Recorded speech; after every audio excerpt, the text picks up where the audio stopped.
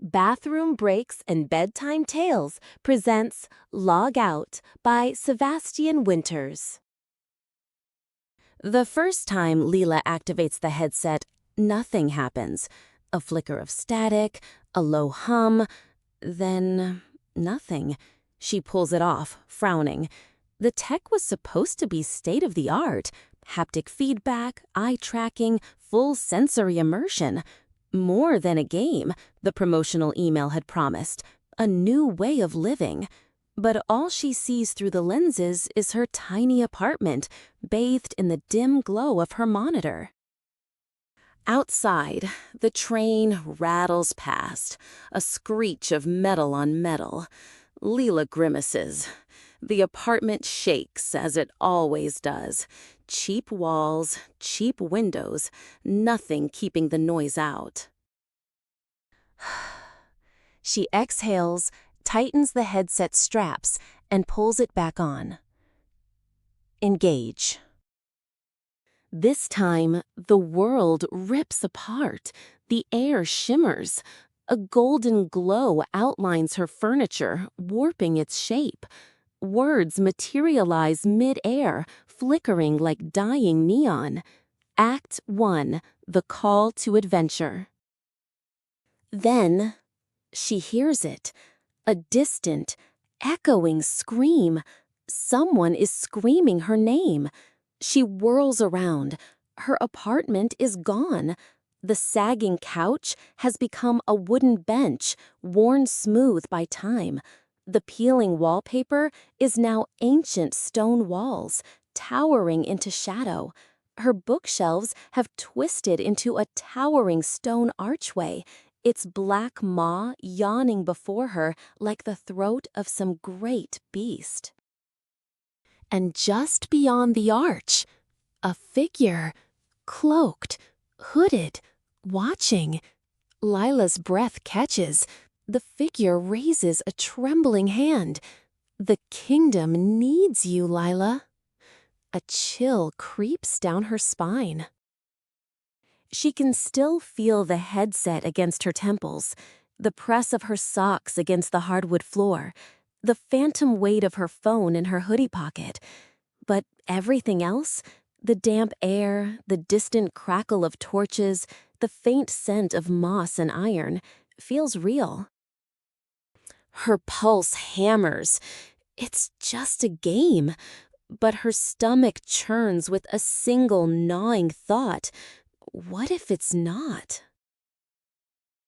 The world doesn't shut off when she removes the headset. That's the first sign something is wrong. She had played for hours. The AI-generated storyline had been incredible, full of danger, betrayal, cryptic prophecies about her being the lost heir. But when she finally pulled the headset off, she wasn't back in her apartment. The couch was still a wooden bench. The walls remained towering stone, and the hooded figure stood beside her, silent. A sick feeling twists in her gut. She lurches back. Endgame.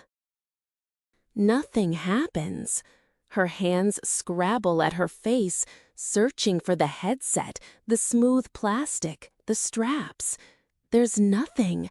Her fingers skim her scalp. No device, no weight, nothing. She spins, heart pounding, searching for a reflection, finds one, a polished silver pillar. She stares at her own reflection. No headset, no way out. The game isn't over. It's never over.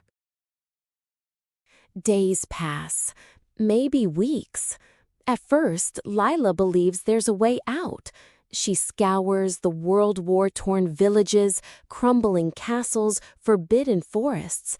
She searches for a log out button, a pause menu, a way home. Nothing. She eats, she sleeps, she bleeds when she's cut. Everything is too real. And then her memories begin to fade. She knows her name. She knows she was testing a headset. But the details blur: where she lived, what she did, who she loved. Sometimes she thinks she remembers a face, a voice, but when she tries to picture them, the details shift, like a dream warping under a waking mind. She asks the hooded figure about it once. "The game only gives what is needed," it says. Lila doesn't ask again. She starts playing along. If the game won't let her leave, she'll beat it. She trains with knights on a sun-scorched battlefield, the ring of steel against steel burning in her ears. She hunts through shadowed forests, arrow knocked, heart pounding as something massive rustles in the undergrowth. She leads armies into war, their battle cries thundering as she charges into the fray, blade in hand, blood hot on her skin. They whisper her name, champion of the forgotten realm, bringer of the last dawn, heir to the empty throne. Somewhere deep inside, she knows, none of it is real. But what does real even mean when there's nothing else? Then she finds the first crack. It happens in the ruined castle, standing before a massive stained glass window. The battle is won, the war over. She is alone, and something gnaws at her, a splinter in her mind. She presses a hand to the glass.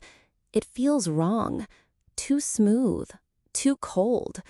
For the first time in months, a thought pierces the fog in her brain. This isn't a castle, it's a room. She presses harder. The window flickers, and for a split second she sees it. Her apartment. The stained glass shifts into a smudged living room window. The distant orchestral soundtrack is replaced by a train rattling past, the cold stone beneath her feet, her worn-out carpet. She gasps, but then the world snaps back. The game doesn't like this.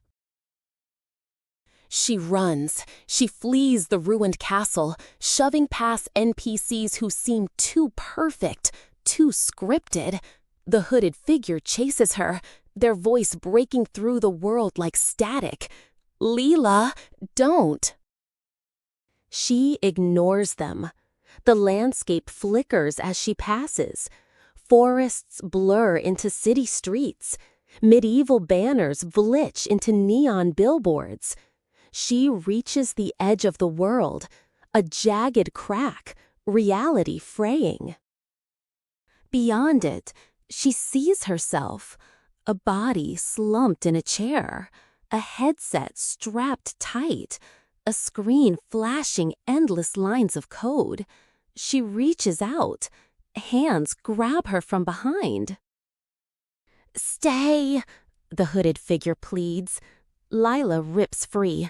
She throws herself into the void and wakes up. The train roars past outside, shaking the apartment. She gasps, tearing the headset off. A notification blinks. "Thank you for playing. Would you like to continue?" Her hands tremble. She picks up the headset and throws it in the trash.